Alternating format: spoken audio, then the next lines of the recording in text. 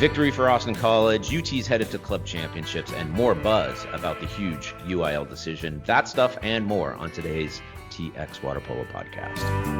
There's an ocean between us, my love. I'm James Smith in Austin, and Joe Linehan is somewhere via Skype. How are you, Joe? Good. I'm in North Texas at my office. I'm waiting for the Astros to win the World Series tonight. I know. I was definitely gonna talk to you about that because I don't follow it as closely as you do, but I have to say I've become an Astros fan, and so I was worried after the first two games, but it sounds to me like the momentum is all on their side. But anyway, that's for another discussion, I suppose. Yeah, right? yeah. There you go. Okay, well, so it only makes sense that people are still buzzing about the UIL decision last week. I mean, how much more could we have covered it? And we'll have a lot more to say about that in just a bit because the feedback has been pretty amazing. But first, let's talk a little bit about Austin College. They went away to Pennsylvania over the weekend. Well, first we're going to listen to Mark Lawrence in just in the next segment. We'll talk to him about what happened. But they spent the weekend in Pennsylvania competing at the CWPA Division III Eastern Championships. And they came away with their first win of the season, a 16-7 drubbing of the hosts, Washington and Jefferson. Those two teams met on Friday, and I watched that at Washington and Jefferson's little bathtub of a pool. And that defensive struggle. Yeah, yes. Bathtub meaning, for those who don't know, the bathtub means a shallow, deep 6-lane pool with a big old goal at one end and a regular-sized goal at the other end. A very small goal for very large human beings. Did you see any of that stream? I did not see it, but I've coached and I've played in those type of atmospheres before. So I think we all have. It's just so amazing. Even the pool at Austin College, which is, it's a modest pool, but at least it's generally speaking all deep. So once you head off to one of these little places where you can stand on the bottom, the game just changes. But anyway, They didn't play any defense on Friday, and Washington Jefferson won that game 23-20. Nobody played defense. No one played defense. In fact, I'm curious in general about defense altogether, and that's another conversation for another time. But anyway, Sunday seemed to be a bit of revenge for that Friday game, or at least it seems that way. And even maybe more impressive is Max Wade, freshman from Flower Mound, was named the Mountain Pacific Sports Federation Newcomer of the Week for his 18 goals that he scored over the 4-game weekend. And that's the second time he's been honored this season. So he's most definitely on the MPSF radar. Yeah, congrats to Max. Congrats to Mark and the Austin College men's team. They beat Washington and Jefferson. And I mean, they got off to Schneid a little bit. I know that they've been in so many games this year that they were able to finally break through, and I can't be happier for them. So. Yeah, another close one against Connecticut College. They 13-12 final in that one. And then their opening round game was against Johns Hopkins, which is a pretty high quality team, and they lost 23-11. So that game, I suppose you could say, was more expected, but they ended strongly, so that's really great. So again, we'll talk to Mark Lawrence in a couple minutes, but before we get to that, there's a bunch of buzz still about UIL this week. I don't know about you, but I've gotten a bunch of great feedback on the site. We tried to answer a few questions. What else have you been hearing, Joe? I've been getting phone calls and emails from coast to coast. I mean, there's been people that have called me from different states that are looking to possibly do the same thing in their areas. There's a ton of buzz. So this is a very big thing, kind of, for the sport of water polo, not just in Texas but nationwide. Yeah. California is the most populous state out there, but Texas is the second most populous state. So it's going to be, now we are sanctioned and now we are moving forward. This is going to be a huge thing for Texas. Huge thing for Texas moving forward, and a huge thing for the sport of water polo as well. So, well, you got interviewed by USA Water Polo about the entire week. What else? There were a couple other things on USA Water Polo about this decision. Yeah, there's been lots of good stories. I think you put up a pretty good frequently asked questions story at the TXWaterpolo website. This is again, it's been kind of, years in the making. a lot of people have a lot of good feedback, instant feedback, and they want lots of decisions made right away. But here, this is not starting until the fall of 2021. We have 22 months to get our act together and make sure that this goes right. A lot of decisions aren't being made just yet, but it's going to be there's going to be the UIL process, and then the teams have to decide if they're going to play or not. But I've heard only very positive. Yes. Are there going to be challenges along the way? Of course. Schedules are going to have to be adjusted. Swim teams and water polo teams are going to have to share facilities, coaches, etc. But that's okay. We have time to figure that out. Right now.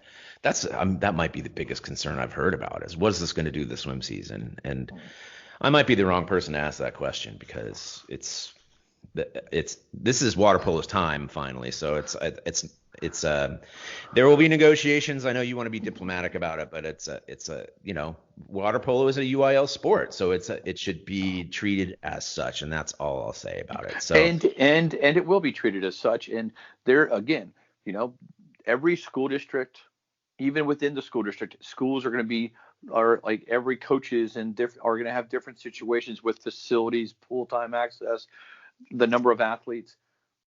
Everybody's going to have to make the decisions that are going to be best for their programs and moving forward. But what water polo does provide, it's going to be an opportunity to help grow aquatics.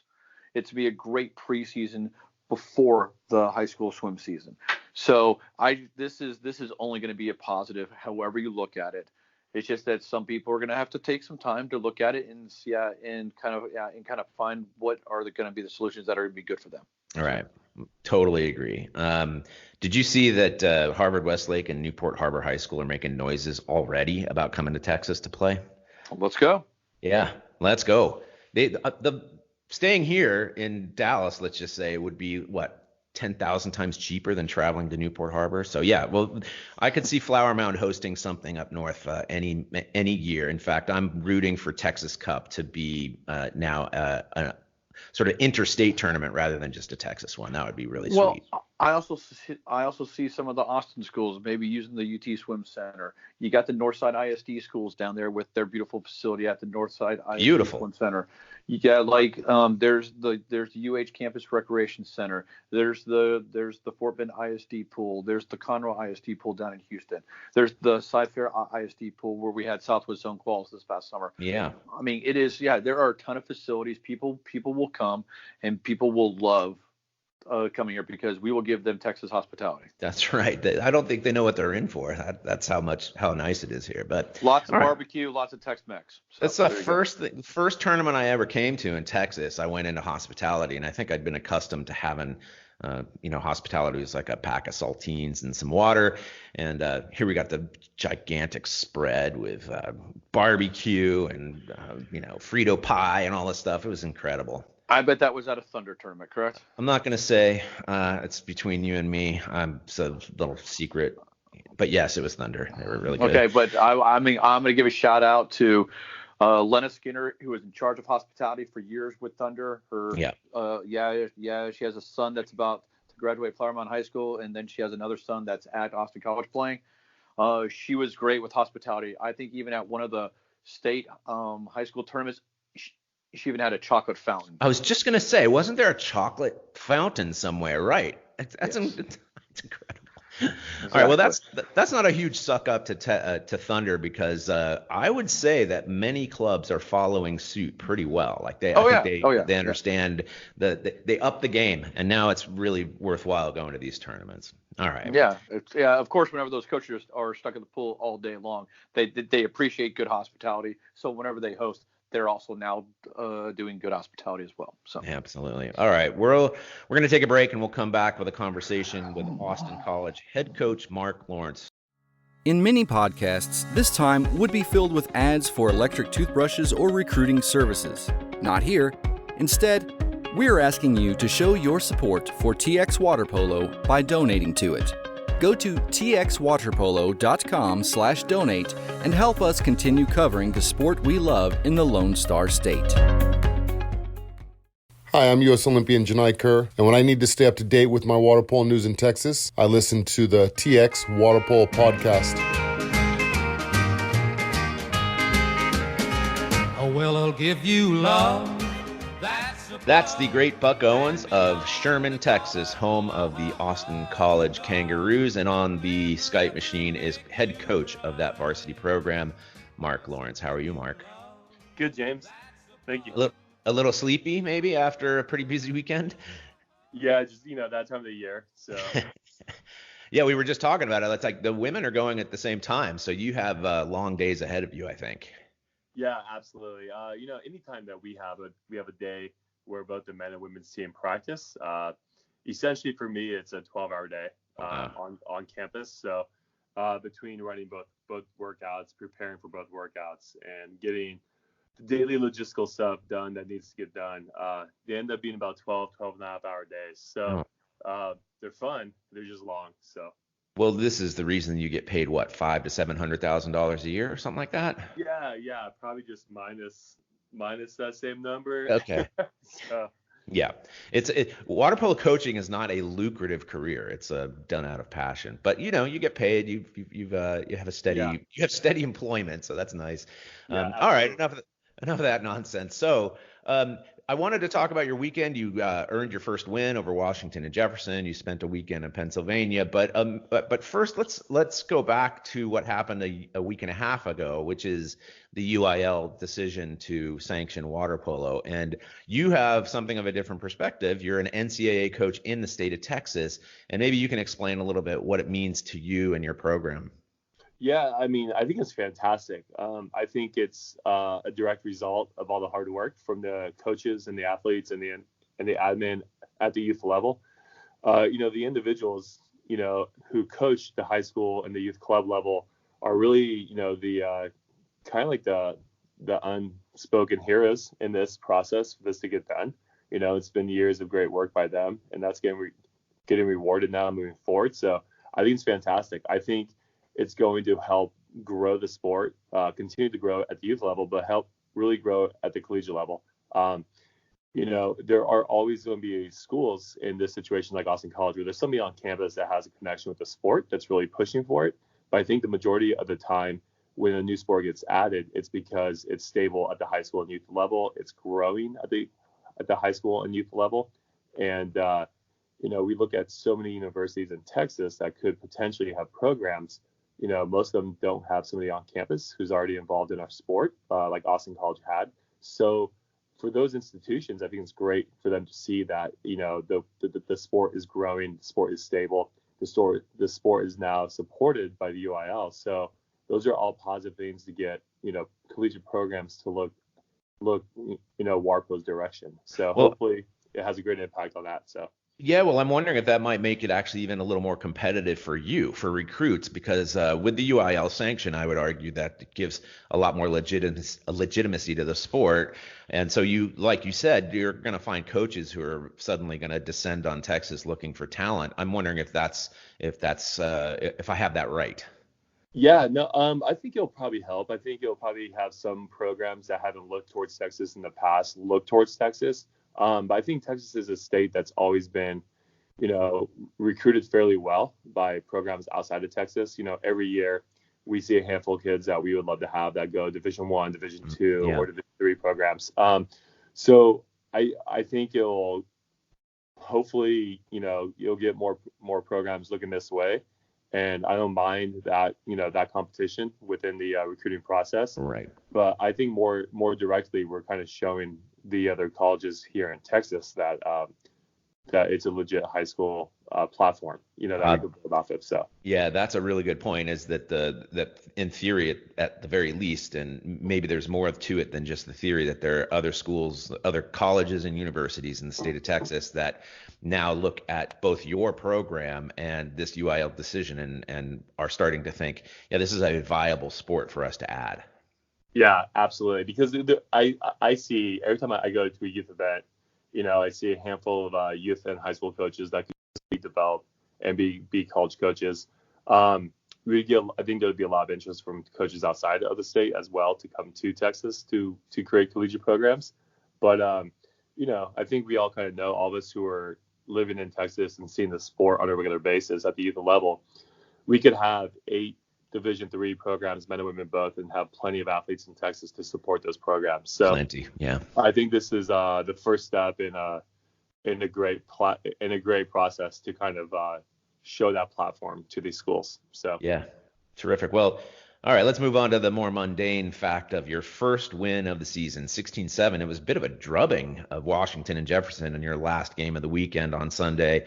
You met them earlier in their bathtub, as Joe and I discussed in our earlier segment about that game was 23-20 in a defensive struggle in that bathtub. And look, I mean, Nikola is an acquaintance and friend of mine, and he's doing a great job there. But boy, that pool is a disaster. Sorry, I just have to say it. Well, yeah, I mean, the pool's older. It's a shallow deep pool. We've learned this year a couple times with Occidental being another game where that's right. We were equal to, if not a stronger team, but we really just struggled in the shallow end. And I'll just say Friday night was not our game, but you have to learn how to be able to compete and play in pools of that nature. But when it's all said and done, W&J was their senior night. They do have a handful of really talented players. They have a center from Pennsylvania who I had the pleasure of coaching when he was at the high school level, and he's a phenomenal young player. And then they have Nikola, who's one of the strongest coaches in the country, if not the world, for any level. So they definitely came out and played. But when you play in a facility like that, there's a lot of things out of your control. But it's definitely not an excuse or a reason. They just simply beat us. But we got to play them again on Sunday. In an all-deep 25-meter course. And it was a close game for 2.5 quarters. They were very competitive, and I think we were able to wear them out and kind of separate from them a little bit. And it was a really fun game. So it was good for our guys to finally see some positive results after playing a very tough schedule this year. So I don't think it was our best game that we've played, but it was nice to finally see that result on the scoreboard.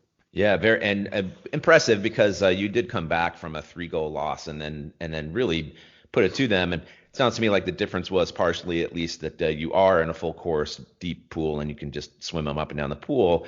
But if there was anything else that stood out, I mean, let us know. But more important than that is simply, in my mind, that now your athletes, especially those who are new freshmen this year, they know that they can do it. And I suspect that their attitude after the weekend is something different than it was before. Yeah, for sure. And, I didn't do our guys any favor this year with the schedule I created for the first half of the season. But that was on purpose. We wanted to throw our guys into situations where we're going to expedite their experience level since we are all underclassmen. And last weekend was our first weekend where we had a handful of games against peers that we expected to win. Although we expected to win, you look at coaches like Matt Anderson and Nikola. These are two of the best coaches in the entire country. So their kids are going to be well taught and be ready to play. And I think it's a very underestimated skill of knowing how to win. You could be in a game, and last weekend showed it, where you still have to play, and learning how to win is a very challenging task. So once you're able to get that first one, it feels great. And last weekend really showed to our guys that, you have to learn how to win. You have to play extremely well.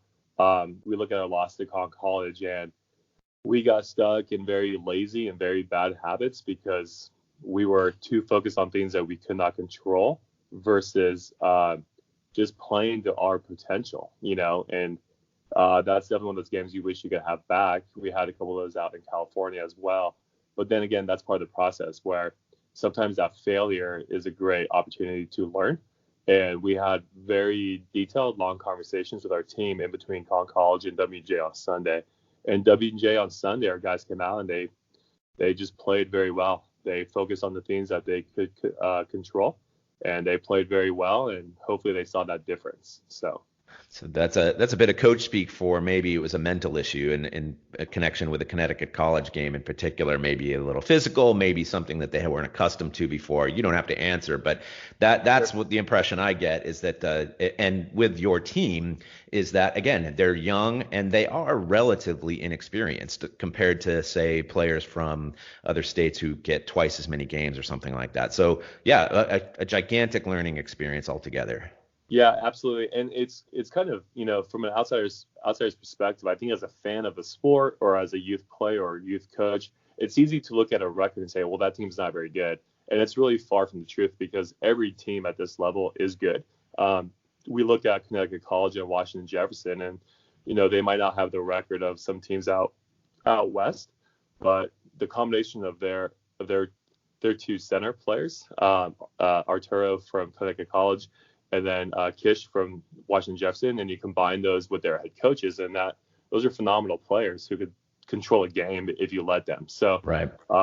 So that mental aspect of learning how to win and learning how to be athletically mature for a young team can be really challenging, and that's what we faced last weekend. So I'm glad we were able to take a step forward to finish that weekend off. Yeah, that sounds very gratifying. It's something that you see in almost improvement, maybe even not on your best weekend of the season, but you see improvement, you see them picking stuff up. That's got to be something pretty gratifying. Yeah, absolutely. So moving on, Max Wade, he had a weekend that caught the attention of the Mountain Pacific Sports Federation, in which you're a member. That includes UCLA, Stanford, Cal, Penn State Barron, and USC. Yeah, forgot USC. Anyway, he's getting the attention enough from those teams and those coaches out in that area to earn himself a Newcomer of the Week award for the second time. He scored 18 goals over the weekend, and he's clearly putting himself, but also the program, on the map. Yeah, absolutely. He's had a phenomenal weekend.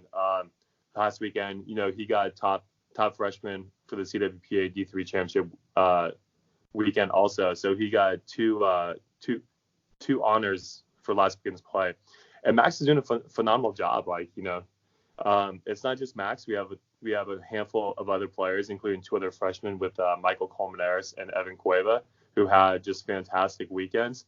So whether Max was creating for himself or taking advantage of other people creating for the collective six in the water, the ball came to him and he did his job and put the ball away, and he's having a phenomenal season. So I know we had a couple games out in California versus some D1 programs that, after the game we had talked, and Max was a huge part of their scouting report. And, he's a great young player, and he's only going to get better. So we're really excited to have him, and definitely deserves the recognition that he's getting. So, but it's definitely a result of a collection of, good team play too. So of course, yeah, you want to give the team credit for having succeeded over the weekend in the way they did, but obviously, that kind of recognition for an individual player is something we should also pay attention to. Let's move on. Yeah, you have just a couple more minutes here, but you have, in my mind, maybe the most interesting weekend of the entire season coming up on the 8th and 9th of November, when you're finally hosting some games. And so, yeah, I know Joe and I spoke earlier about getting as many Texans up there into that, what do you want to call it? It's not an arena. It's a small pool facility that is loud, right? I mean, so Penn State Barron, again, another rematch on the 8th, followed by Ottawa of Arizona. That's another new program. And then Penn State Barron again on Saturday the 9th. So a pretty exciting weekend, I suspect, for the campus. Yeah, it's going to be really great. So Friday night on the 8th is going to be an exhibition game. That's not going to count towards the record. So Joe from Penn State Barron, their head coach, and I spoke about trying to get an exhibition game for our athletes who don't receive as much playing time as the normal travel squad, but it's still going to be a really great environment. We're still going to have a great crowd. My understanding, our school president will be there with our board of trustees and our pep band, apparently. So that'll be really fun. And then we will play Ottawa and PSB on Saturday in a 3-team round robin. That are going to be all accountable games, and we're really excited for it. Ottawa's a brand new program this year, but we've seen them at a couple different places, and they are, very talented. Penn State Barron is also one of these teams. I think their program and their coach don't get the level of respect that they should get. They have some really fantastic players. They have a senior named Isaac, who's a great field player. And they have a goalie, who's arguably will be one of the best goalies that we'll play against this entire year, including our West Coast trips. So they're going to be very, very tough games, but they're going to be games that, kind of going back to our previous conversation, if we play really well, focus on the things that we can control, hopefully we'll come out with a couple wins. So I'm curious about the school's culture, really, and whether it's come to embrace water polo as a legitimate sport and it's part of the collegiate experience, because it's come on so quickly and so intensely. Yeah. It seems almost like they might not be able to catch up with just how cool the sport might be. No, I think our campus has a full grasp of it, to be honest. I feel very comfortable saying I have an awesome relationship with almost everybody who I work with here. And if I don't, it's just simply I don't know them well enough yet. Mainly because I'm just awkward and I force friendships on everybody on campus. No, but it's the level of support we have from our campus is phenomenal. And I think sometimes it's maybe not as seen as it's not as visible as it really is, just because we don't have as many home games with being so isolated geography-wise for the time being. But the level of sport's fantastic. I would say it's as strong and as recognized as any other school I've ever worked at, big and small. So it's awesome. The school has embraced us as a sport with having, 40 plus brash, confident, loud, right. but high character kids on campus. And, I think I'm very comfortable to say that, water polo will be here for a very long time. So, which feels very comforting, Right. So you scheduled these games obviously on the on-campus pool, and you could see entirely why you would do that. Did you give any consideration to playing in Dallas at maybe a larger facility? So for this year, we have not. This year we added a additional trip to our travel and our schedule, and just to be completely honest, we weren't sure if that was going to fit into our budget. It's really important to have these games in Texas, but it's also really important to make sure that, I don't go above and beyond what our capabilities are, since we do travel so much. But I think it's also really great to have games on campus. Yes. Our pool is old, but our pool is definitely not bad. I'm 6'7", and I could play without using the bottom very effectively, on our shallow end. So, which is not really that shallow. It's like 5.5. And so to have these games on campus is crucial. I think it's great for the campus, it's great for the athletes, it's great for their families. And I think, as we move into the future, there'll be some sort of balance between our games that we have in Texas, where we'll have some in the Dallas area, we'll have some on campus. And it really will have nothing to do with who we're playing against, but just more so timing of that schedule and what our budget for the year looks like. And, sure. A combination of a couple different variables. So. Well, we will help pitch this weekend for you, because we want to see as many Texans get up there as possible. In fact, when I was talking with Joe earlier, I mentioned North Texans, and he said, forget that. Everybody from the whole state, you can get in the car and get up there 5 hours. I know that that's a very Texan distance, so it's acceptable. So hopefully the place is packed, that your teams that you play are intimidated, and that you come away victorious. Yeah, we're really excited. So we had one of the best environments I've ever seen, with noise and feeling uncomfortable at times. When we played Brown at home last year, and I know Coach Mercado felt that way also, where it was just one of the most intimidating, loudest environments that you could imagine. So I think it's going to be a lot of the same this weekend. I would imagine our Friday night game might be a little bit classier, I guess is the best way to put it. And I think I'm expecting Saturday to be very loud, very rambunctious, very welcoming, but deafening with noise. So we'll see how it all goes. We will. Let's catch up after that weekend of competition. But until then, we'll let you go. You coach both your women's and men's teams today, and give you a little bit of a break. But thank you very much for your time. That's Austin College coach Mark Lawrence. Great. Thank you very much, James. Thanks, Mark. When we come back, Joe with an announcement and some other stuff before we get out of here. Double team. Deflection. Ball's loose. Youstra. Ball game. You're listening to the TXWaterpolo Podcast.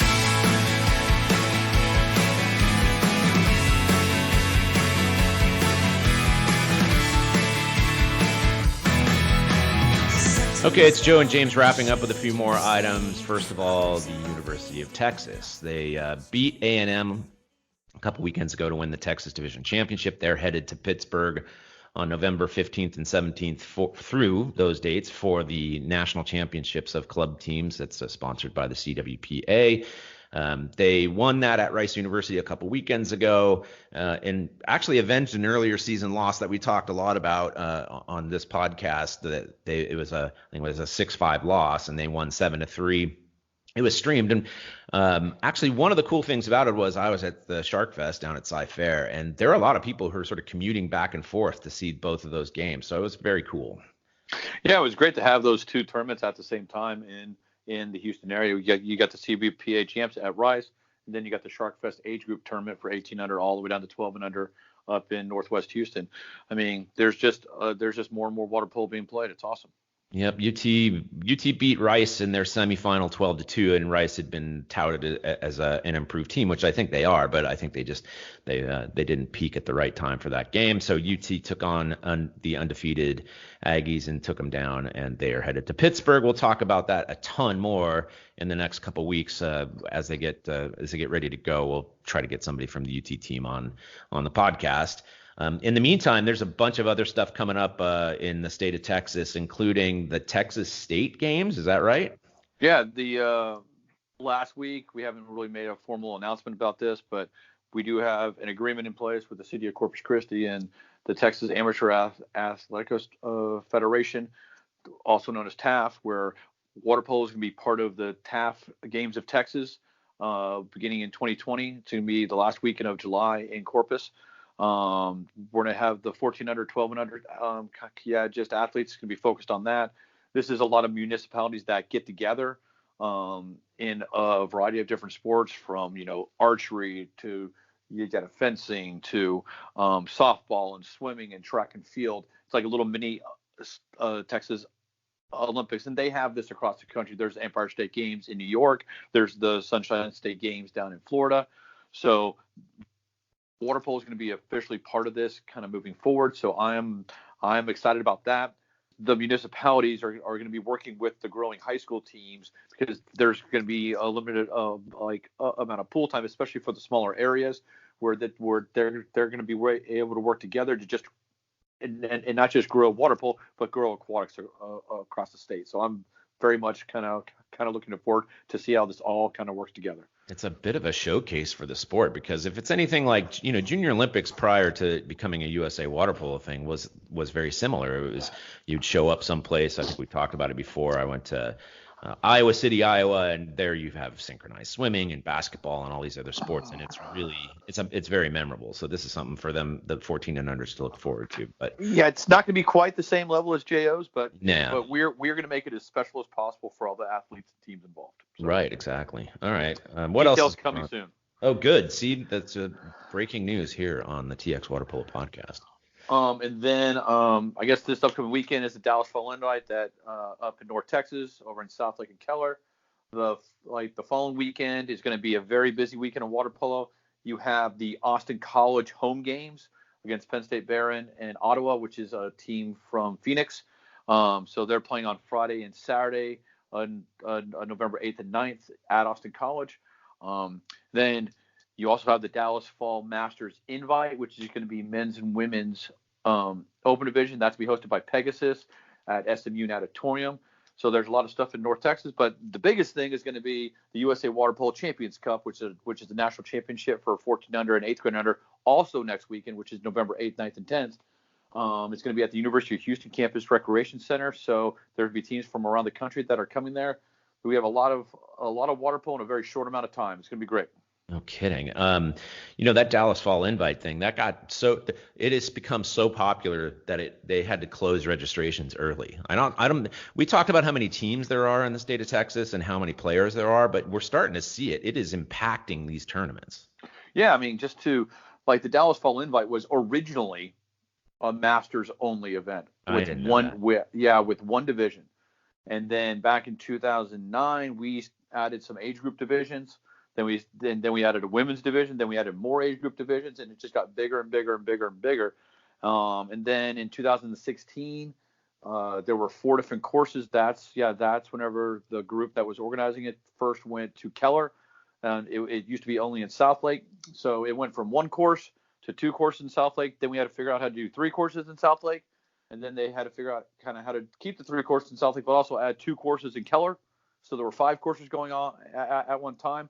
So then starting in 2018, the Masters divisions broke off, and Pegasus, another club up in North Texas, decided to host the Dallas Fall Masters invite, which were just the open divisions on a separate weekend, to just alleviate a little bit of the pressure on the one club and the number of pools, and then just kind of spread the wealth as far as the hosting duties are concerned. But yeah, I mean, it is, and now the Dallas Fall invite by itself with just age group divisions is at the breaking point. And now there's talk about even kind of breaking off the 14s and 12s and doing that the same weekend with another team, because there's just so many teams that that want to play. And this is only a very big positive. So it's only going to get better from there. These are good challenges. Yeah, they're good challenges, but my team doesn't get to play there. So it's a very personal thing that this got impacted so quickly, and that we didn't have time to sign up for it. That's all I'm saying. I understand. All right. So I wanted to go back. Austin College. These are the only 2 home games of the entire season. So if you're in North Dallas, or if you're in North Texas, that's an hour drive to Sherman. If you're in Austin or Houston, drive up and make it a weekend. I mean, there's going to be games on Friday night with Penn State Barron versus Austin College. And then there's going to be Penn State Barron versus Ottawa, and Penn State Barron versus Austin College, and also in Ottawa versus Austin College. Right. So it'll be 4 collegiate games at Austin College on Friday, Saturday, November 8th and 9th. So. It's the only NCAA water polo in the state of Texas this calendar year, so you should go. And based on what happened last year for their couple games that they played, I don't know if you've seen that pool, but indoor pool, obviously, but small, and so the noise reverberates. I heard that they had over 500 fans last year, and it was noisy. I was at the game. I was doing the online commentary for their like the live streaming. So yes, it was very loud. I could barely hear the whistles. It's a great atmosphere to go watch water polo games. Hey, what do we know about the teams coming from out of the state for Champions Cup? Is there any names that we might know? Yeah, I think there's San Diego Shores and Santa Barbara 805 and SoCal. So and then Greenwich. That's just off the top of my head. So right. all the major clubs from around the country are going to be coming to Houston. Once again, a chance for you to go watch some of the best clubs in the country play in the state of Texas. We're fortunate to have it. So, and there are also 2 boys teams and 2 girls teams in that tournament from Texas. Boys teams are the Southside Honey Badgers and the Thunder Water Polo Group, and then the girls side of Thunder also has a girls team, and then there's a Lone Star team, which is kind of a collection of girls from all the other clubs that didn't have enough to enter their own team. So. Yes, super fun. Good chance for them. All right, I think that's enough, right? That's another jam-packed show. So my thanks to Mark Lawrence of Austin College for joining us, and of course, my thanks to you, Joe. Yeah, thanks, James. It's been fun. And thank you to all of our donors, including the Benners family and Tanya, who both gifted us pretty generously last week. It's been what we've been receiving has been really impressive, and I'm very, very pleased and grateful for it. And finally, of course, go to TXWaterpolo.com to listen to the podcast, to find us on social media, to leave comments and all that stuff. And thanks to you, huge thanks to you for listening and for telling a friend about the TX Waterpolo Podcast. Until next week, so long from Austin.